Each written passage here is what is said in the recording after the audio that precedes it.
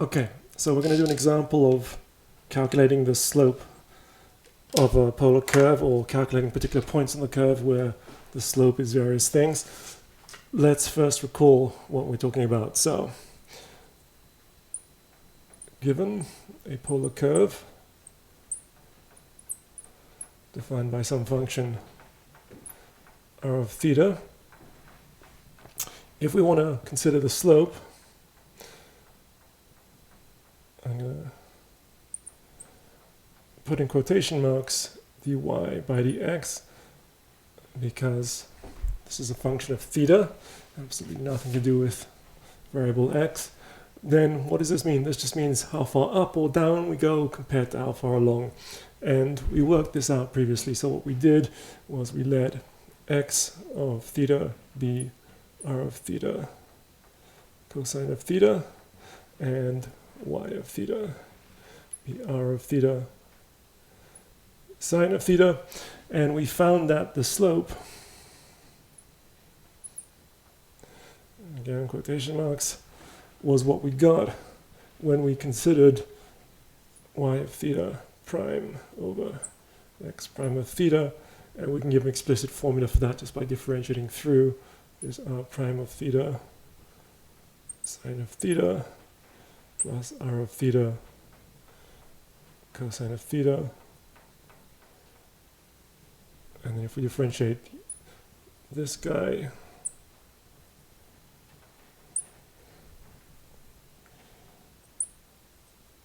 right? So we have the following example, or following exercise that we will do. So exercise, given r of theta, which is 1 plus sine of theta, find the slope of the t-line, which is tangent line, at theta equals pi over 3. That's the first part. And then find the points on the curve where the t-line is horizontal or vertical.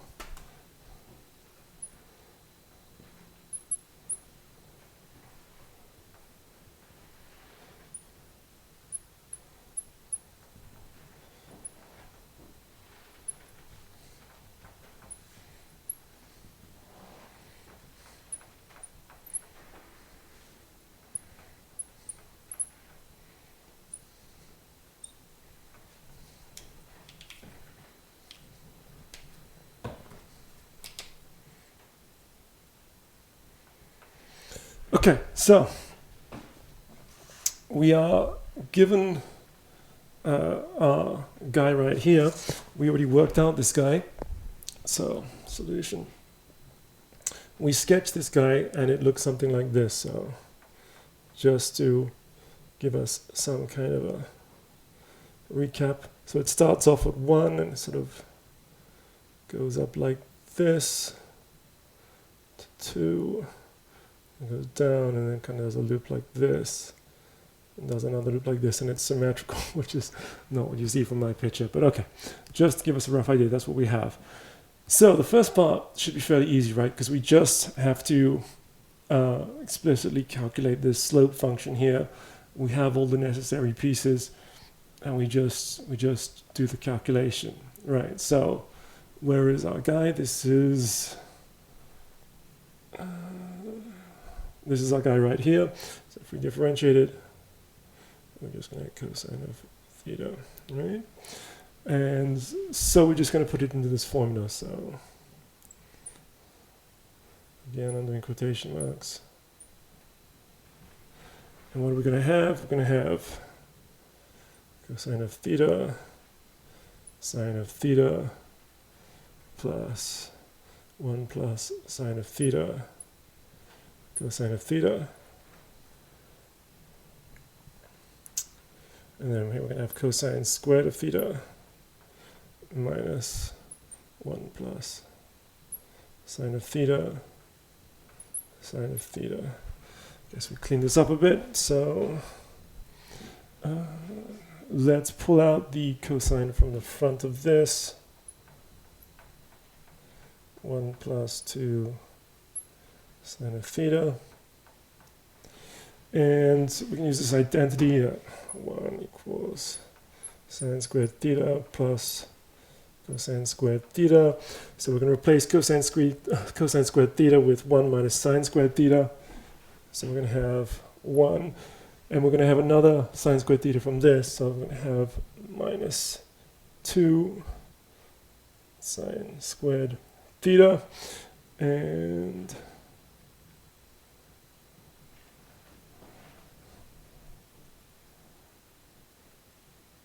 then we're going to have just minus sine of theta. Check.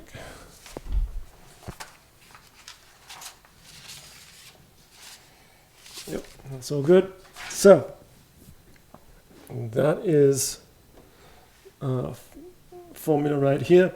And then what we do, well, then we just plug in the value for theta, and that's going to give us the slope, right? So for theta equals pi over 3, it just turns out to be some specific number, right? So we just plug it in, and we have that. Theta goes into all of these expressions. We have that dy by dx just happens to be 1 plus root 3 over 1, or minus 1 minus root 3, which is minus 1, and that's it. So the particular slope, which is this angle pi over 3, which is something like this, we have slope minus 1, which is what we actually see on the picture, right? That all makes sense.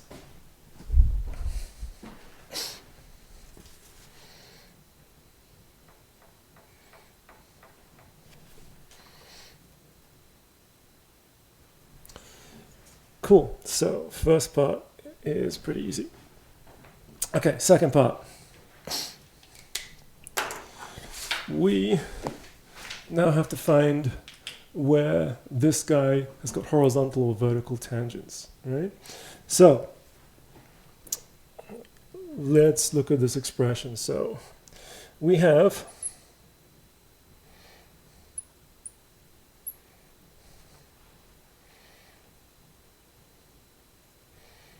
horizontal tangents, which are h tangents. Whenever this guy is equal to 0 and this guy is non-zero, so when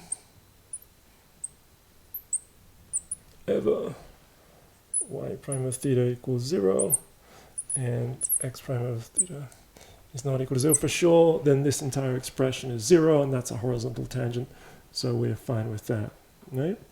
However, it could also be the case that we have some particular point which might not be defined because both y prime and x prime are 0. However, as we approach that particular point, it's a well-defined function which is just a removable singularity. So let me recall an example of that. Like this, right? So just as a little aside. So if we have this function like this, like 1 minus x squared over, let's say 1, let's do 1 plus x.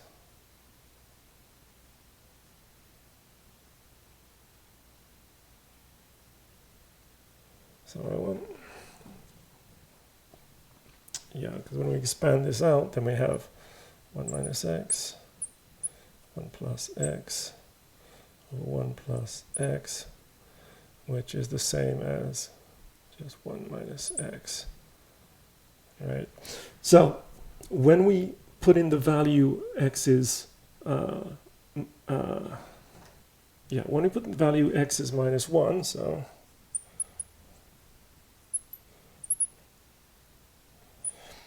to begin, at initial first glance, this thing makes no sense, right? This thing is just meaningless because it's just 0 over 0.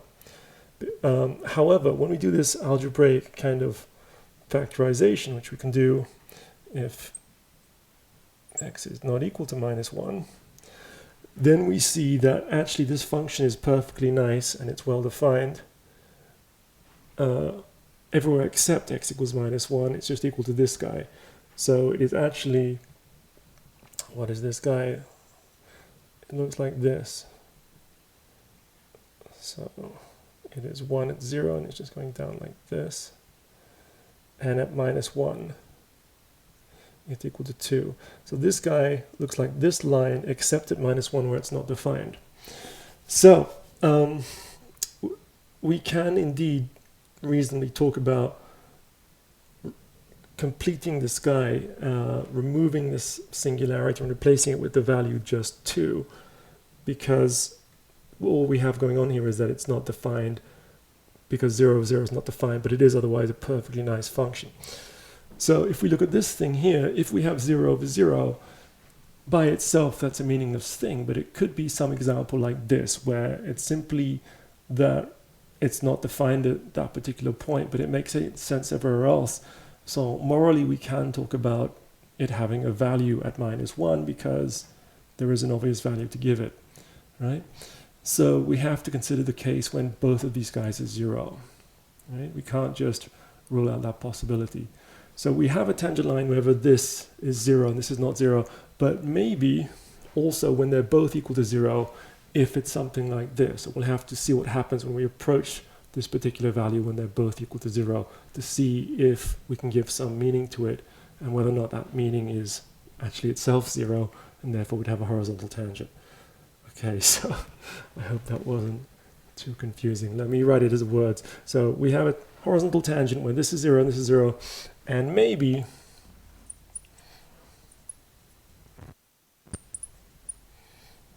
also when this is 0 and 0, because again it could be something like this when they're both 0, it doesn't actually make sense at that point, but it's just a removable singularity of the kind like this, and removable singularity is just something we can plug in some value to make it a meaningful expression, and that value we put in is 0, and therefore we have horizontal tangent. So we have to consider this too. Okay, all right, and we have, oops,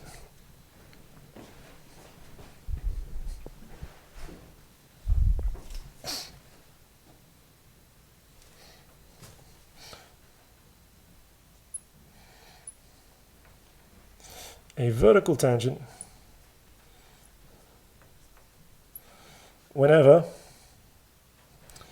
it's funny that whenever I when I write the word and my brain is on the second letter of the word, that's the first one that comes out. So whenever, what we need, so if we're going to have a vertical tangent, we'd like to have this guy is non-zero and this guy is 0. That would be a vertical tangent, right? So we have that y prime of theta is not equal to 0 and x prime of theta equals 0. But again, we might have the situation where both of these guys are 0 and it actually forms a vertical tangent for some specific value, So again, maybe also when they're both 0.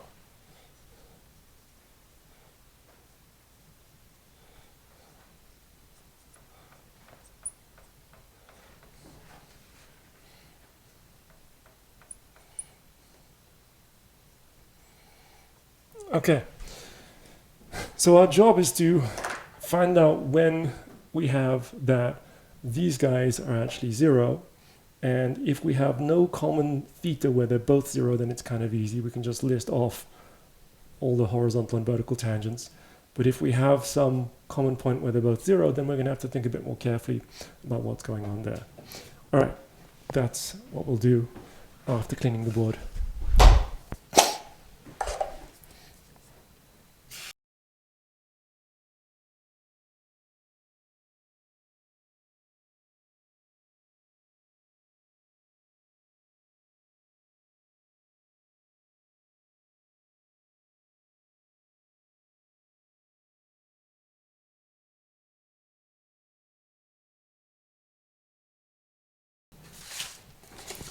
Okay, so we had that y prime of theta over x prime of theta was this expression.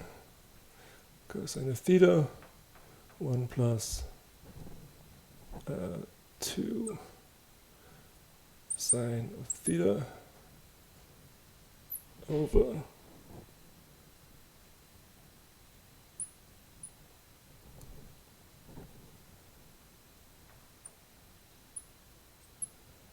like this. And we have to try and figure out where all the horizontal and vertical tangents are.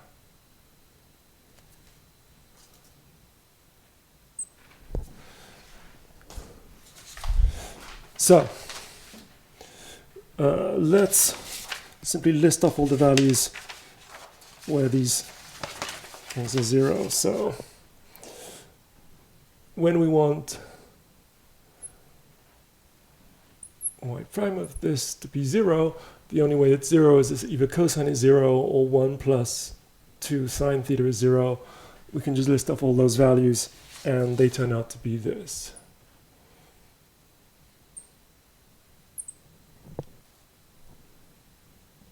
Pi over 2, 3 pi over 2, this is where the cosine is 0, and then we have these values, 7 pi over 6, 11 pi over 6. So these are all these values, and that doesn't make sense grammatically if this equals 0 is equivalent to this. Let's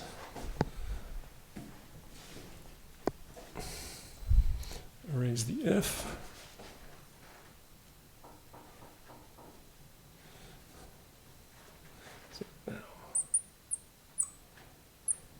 And x prime of theta is 0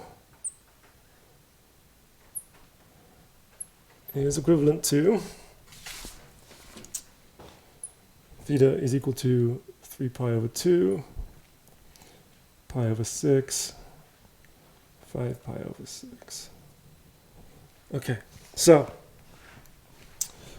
what do we have? We have one common value here, right, at 3 pi over 2. 3 pi over 2, we have a common value, so we have to figure out what's going on there. And then once we figure that out, then we have everything else we need. So let's consider what happens at 3 pi over 2. So at theta equals 3 pi over 2, we need to understand what happens.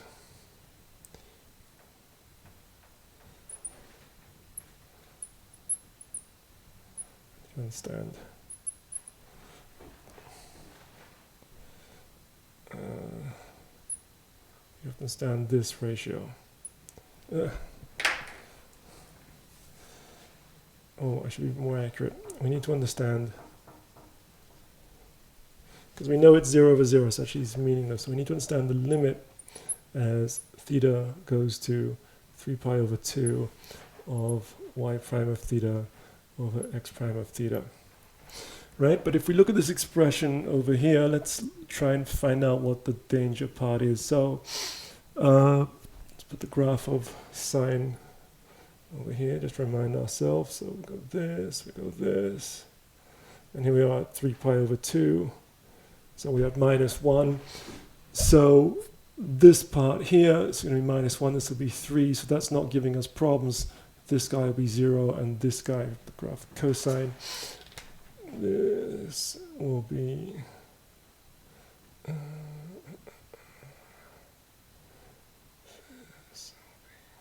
like this. This is the graph of cosine here, and this is the graph of sine right here. So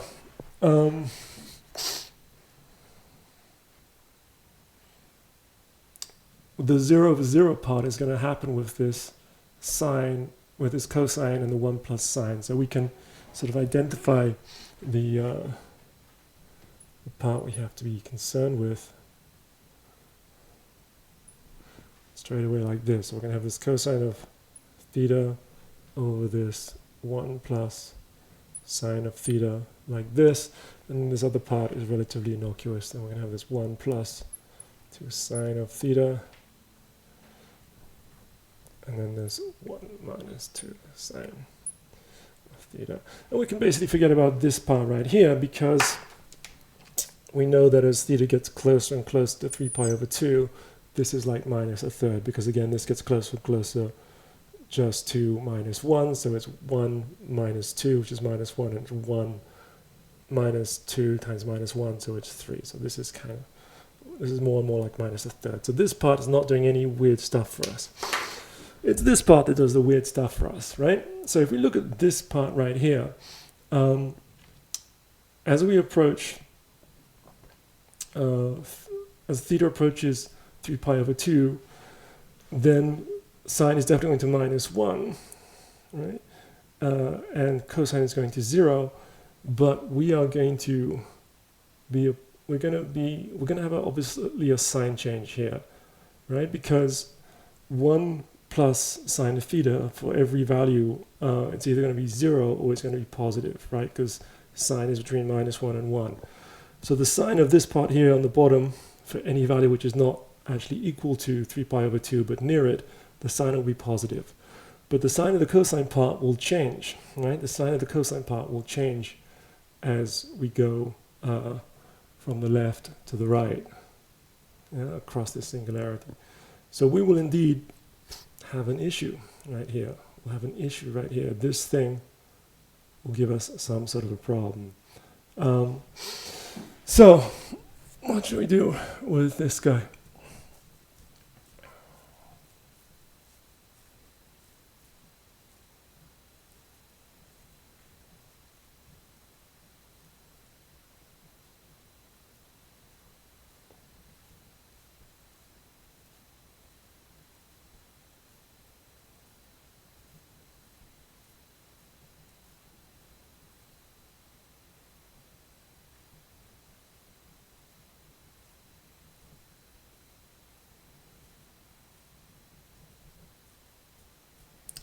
Well, this is what I want to do. I want to just look at this guy right here. I just want to look at this. So we look at, so just look at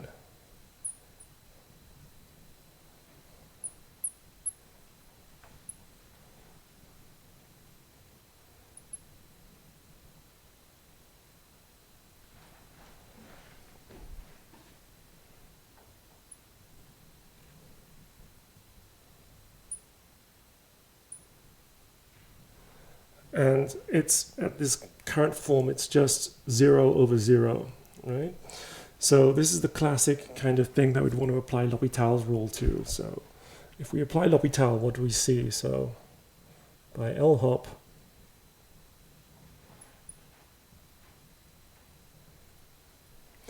then what's going to happen if we differentiate the top?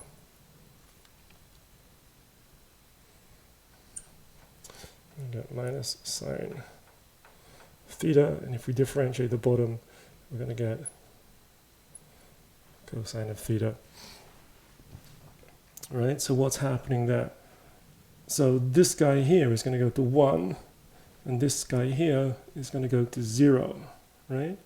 But it's going to go to 0 depending on which side of 3 pi over 2 we go to. So actually this limit will not exist. It will exist as a half limit. So if we go from the right hand side, so well, actually, yeah, let's go from the right hand side first, why not? So if we're approaching from numbers which are a bit bigger than 3 pi over 2, then what do we see for cosine? Cosine is a very, very small positive number, and this guy is just like minus minus 1, which is positive 1. So this would be like infinity. And if we consider from the other side, the limit as 0 goes to 3 pi minus over 2, cosine of this thing over 1 plus sine of theta, then cosine is now a very, very small negative number approaching 0. This guy still So I should have differentiated to make it clear. This is the limit as theta goes to 2. We have minus sine of theta over cosine of theta as before. And so sine is minus minus 1, which is plus 1. And now this guy is a very small negative number, so this is minus infinity. Okay. So it's not exactly the limit that we want because we have this factor in front, but this thing is innocuous. It is just tending to minus a third. So overall, we have that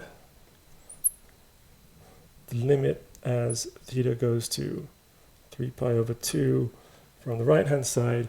This is positive infinity, but this is a factor of minus a third in front, so that's going to make it minus infinity. So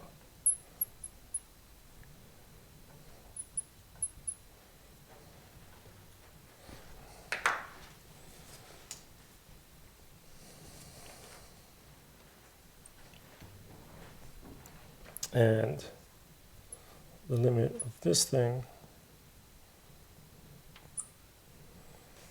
will therefore be positive infinity because we minus minus.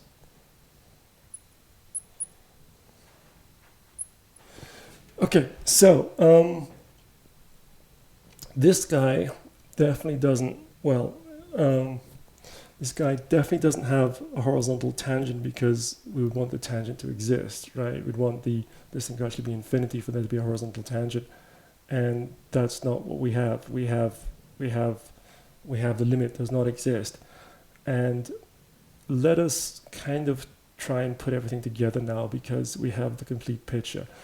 So recall, so I'm running out of space quite horribly here. So for the vertical tangents, so V tangents,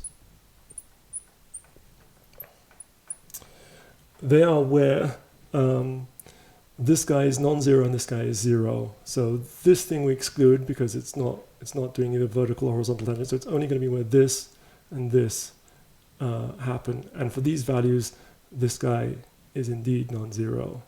Yeah. So that'll be the vertical tangents. So then will be when theta is pi over 6 and 5 pi over 6.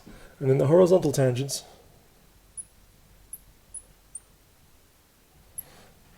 when are they going to happen? Again, this guy isn't in the list because of this crazy stuff. So it's going to happen here, here, and here. And for all those values, this is non-zero, right? So we'll have that the y prime is 0 and the x prime is non-zero. So that, sure enough, will be a vertical tangent. So it's like this.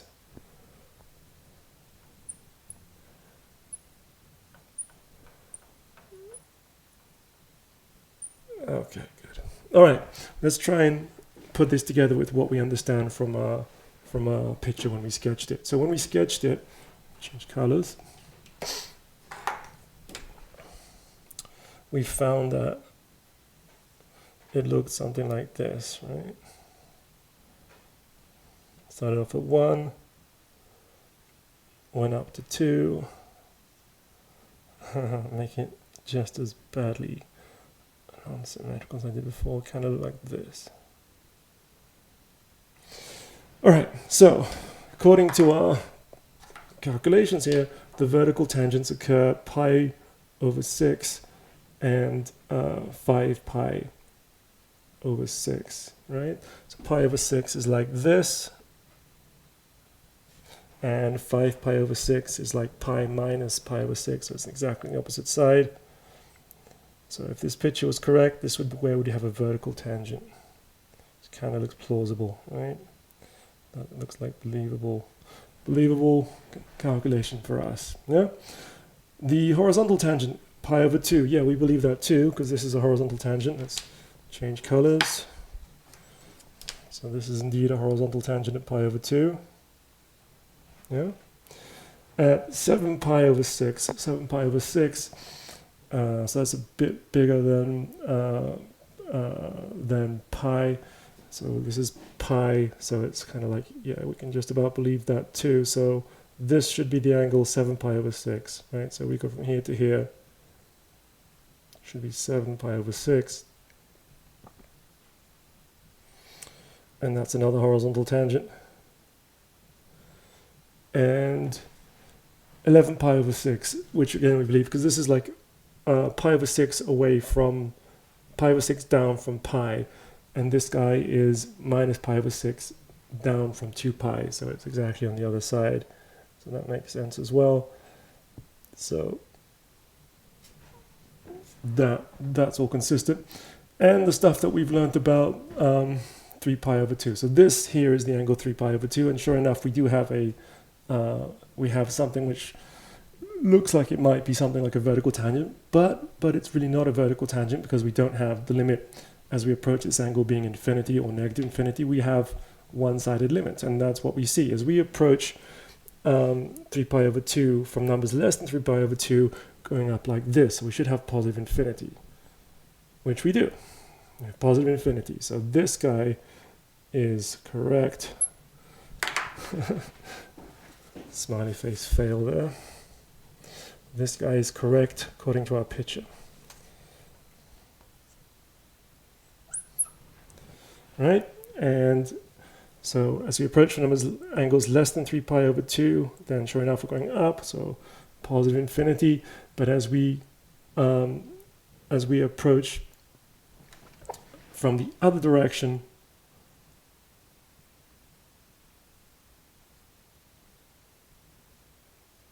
then we indeed have negative infinity, because we approach from the other direction, then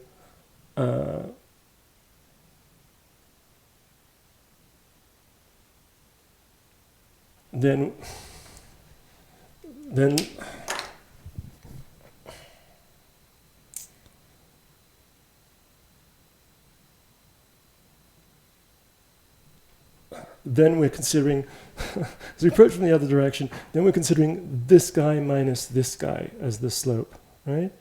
And that indeed is a negative slope going to negative infinity. So, whereas as we approach from the positive, as we approach from numbers less than 3 pi over 2, then it's this guy minus this guy. And as we approach from the numbers bigger than 3 pi over 2, it's this guy minus this guy. So we have a consistent picture with calculations. And that's what we want. So, as I keep saying, calculus is pictures. We have this language that allows us to describe the pictures. And if we use this language and do the calculations correct, it will confirm back the pictures that we draw, right? And that's something you should really get into the habit of doing. Do not believe this symbol stuff as the reality. The reality is actually the pictures, and you should interpret everything that you're doing back in terms of the pictures to make sure it's making sense. And if you've done it right, it will do, and if you've done it wrong, then either you've misunderstood the picture or you've got the calculation wrong. But always go backwards and forwards. Use the language, and then use the pictures and go backwards and forwards between them all the time. All right, good. So that answers our question. Cool.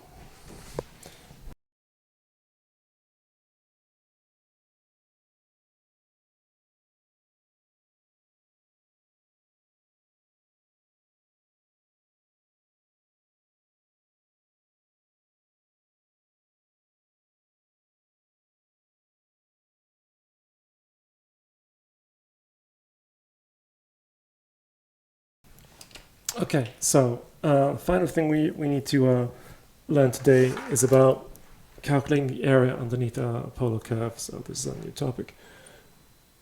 Area under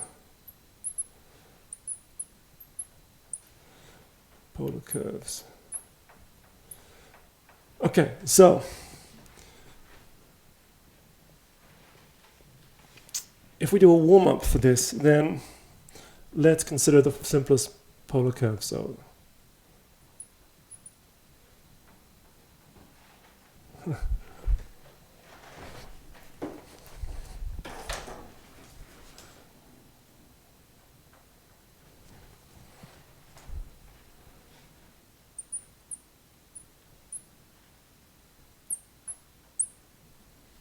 and that would be this guy, right? It's just some particular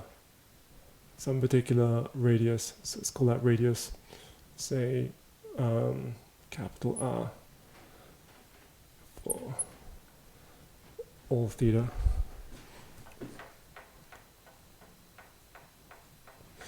Well, what do we find out then? So let's draw a picture. If we have this polar curve, it's just going to do just a circle of radius r, right? And if we want to figure out the angle of, if we want to figure out the area underneath some part of it, say this part, right? So suppose that we have that this angle here was angle theta. So from this line to this line was theta. And we want to figure out how much area there is in this slice. So it's a slice of the picture, say. So what do we do? Well, if we think about it, so the total area,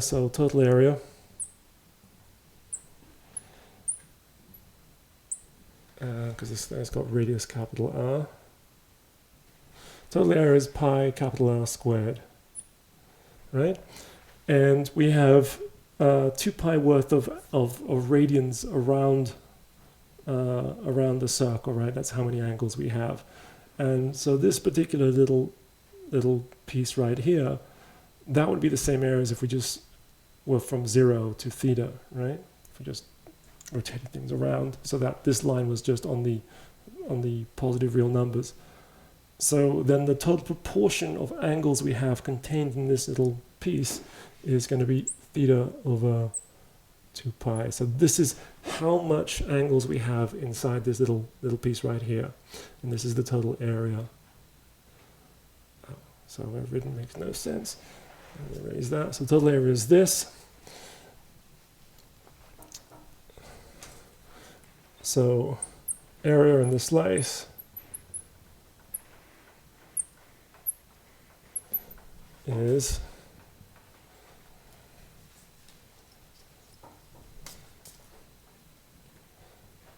the total area, which is pi capital R squared, times the proportion of angles we have, the ratio of angles we have inside the slice compared to the entire range of angles. So it's going to be theta over 2 pi, right? So this is like, this is the fraction in the slice.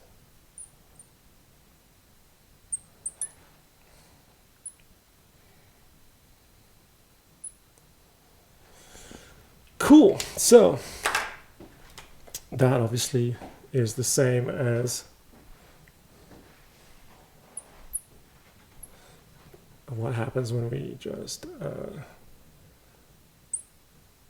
divide through by pi. So this is how much area we have in this slice, right? Cool. So if we have a very simple polar curve, then we can figure out how much there is in any slice just in this way. All right, so in general,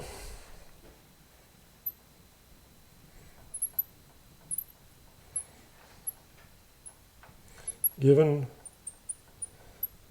polar curve r of theta, we want to find out how to figure out how much area there is in some particular part of it. So this could be our polar curve, whatever it's doing, something like this, say. Oops. Okay. This could be our polar curve. It doesn't have the start where it ends. And we might want to know how much area there is between some angle like this and some angle like this. So this could be angle theta 0 and this could be angle theta 1, right? So how would we do this? Well, we would use the Riemann sum machine. So as I've said a number of times, there is a way to get every single formula in calculus, well, every single integral formula in calculus at least, and that is to use these basic principles that, one, calculus allows us to localize things on a very small scale by using this concept of differentiability, and then understand things on a very small scale, and then add them all back up together again using this concept of an integral. Right? An integral is this generalized addition. So these two things kind of like these perfect tools to understand things. You have these perfect weapons. You break it up into little pieces where it's very easy to understand, and you have a perfect tool to add them all back up together in. And that's what we do. We've done it already many times. If you see multivariable calculus, you'd see it over and over again. It's worth getting happy with how this goes. So let's do it. So this is our range of angles. So let delta of theta be theta 1 minus theta 0 over n. N is some large number we'll decide on later. I now understand that there's a disadvantage to this particular choice of, and I wrote theta 1 and theta 2, which I don't mean to, I mean theta 1 minus theta 0. And actually let's change the angle and let's call it this. And then let's call phi 0 theta 0, and then let's let phi k plus 1 equal phi k plus delta of phi for k is equal to 0, 1 up to n minus 1. And that cuts it up into lots of little slices. So let's draw one of these slices. So this is one of a slice. So that's, say, the angle phi of k, and then a very tiny additional guy here. We have this additional angle delta phi. And we're going to take this picture and we're going to blow it up. As we've done many times. So take this guy, take your microscope, and blow up this picture to this picture over here. So this is the picture over here. I made it a little bit thicker just for artistic impression. So this is the angle phi k, right? So this distance here, this is the same color. This distance here is of phi k, right? And the angle right here is delta of phi, right? And the actual polar curve is doing some kind of thing like this, whatever. But let's just imagine that we approximate it by just taking the circle of radius r of phi k. So the circle of radius r of phi k, it's going to go like this. And if we just calculate this thing, that's incredibly close to the thing we're trying to calculate. There's a little bit of error here, but it's absolutely negligible compared to the angle delta of phi k, right? So this thing right here, well, it's just this, it's just the example that we did before. It's a slice of angle delta of phi of a circle of radius r of phi k. So this area is r of phi k squared using this formula over 2 times delta of phi, right? Because on a very small scale, this thing looks very much like it's just not doing much. It's not like it's flat, and therefore this is a very good approximation to the actual area. This little tiny bit here is really, really small compared to delta of phi. It's a order of delta of phi squared. We can forget about it. So that is what we're going to do for our approximation. So for every k, then we're going to get a different expression, and we're going to add them all together. So total area